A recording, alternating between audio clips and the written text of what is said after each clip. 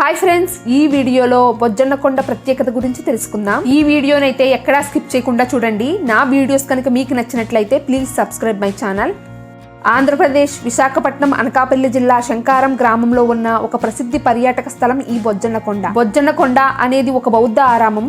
రాతితో చెక్కబడిన ఆ ఆలయ సముదాయమే బొజ్జన్నకొండ అని అంటారు.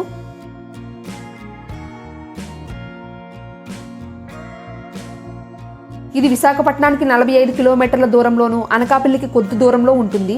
దీన్ని ఒక సమయంలో శంకారామము అని పిలిచేవారు. శంకారామము అంటే బౌద్ధారామము అని అర్థం. క్రీస్తు శకం 4 నుంచి 9వ శతాబ్దపు కాలంలో ఇక్కడ బౌద్ధ మతం ఒక వెలుగు వెలిగింది. ఒకప్పటి ప్రసిద్ధ బౌద్ధ క్షేత్రమే ఇప్పుడు ప్రముఖ పర్యాటక కేంద్రంగా అభివృద్ధి చెందింది. అప్పటి వైభవ చిహ్నాలను చూడడానికి ఇప్పుడు కూడా వేల మంది పర్యాటకులు ఇక్కడికి వస్తుంటారు. బౌద్ధ మతంలో 3 దశలైన మహాయాన, హానయాన, వజ్రాయాన శాఖలకు సంబంధించిన అనేక విషయాలు ఇక్కడ గుహల మీద, స్తూపాల మీద మనకు కనబడతాయి. 1907-1908 మధ్య కాలంలో జరిగిన పురావస్తు తవ్వకాలలో బొజ్జన్నకొండ, లింగాలకొండ బయటపడ్డాయి. బ్రిటిష్ అధికారి అయిన అలెగ్జాండర్ రియా తవ్వకాలలో అనేకమైన మట్టి పాత్రలు, పెద్ద పెద్ద ఇటుకలు, బంగారం, వెండి, రాగి నాణాలు వంటి ఎన్నో అరుదైన వస్తువులు ఇక్కడ లభించాయి. వాటి ఆధారంగానే ఈ కట్టడాలు క్రీస్తు శకానికి ముందే నిర్మించి ఉండవచ్చని అప్పటి నివేదికలు చెబుతున్నాయి.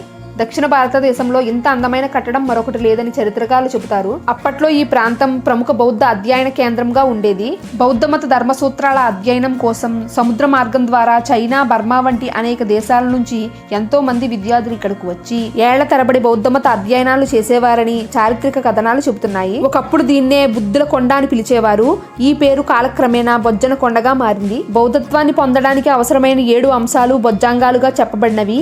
ఆ బొజ్జంగాల నుంచి బొజ్జన్నకొండ అనే పేరు వచ్చిందని బౌద్ధుల నమ్మకం. ప్రతి సంవత్సరం కనుమ పండుగ రోజున బొజ్జన్నకొండ దగ్గర ఇలా ఒక జాతరలా జరుగుతుంది. ఈ జాతరని చూడడానికి అనకాపల్లి ప్రజలే కాకుండా చుట్టుపక్కల గ్రామాల్లో ఉన్న ప్రజలు కూడా ఇక్కడికి వస్తూ ఉంటారు. అక్కడే మనకు అన్ని రకాలైన బొమ్మల షాపులు, రంగుల రాట్నము, ఫుడ్ స్టాల్స్, పిల్లలు ఆడుకునేందుకు వీలుగా కొన్ని రకాలైన గేమ్స్ ను కూడా ఏర్పాటు చేస్తారు.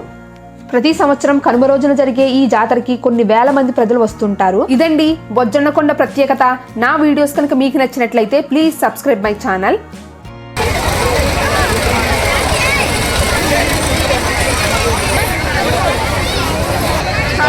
Jadi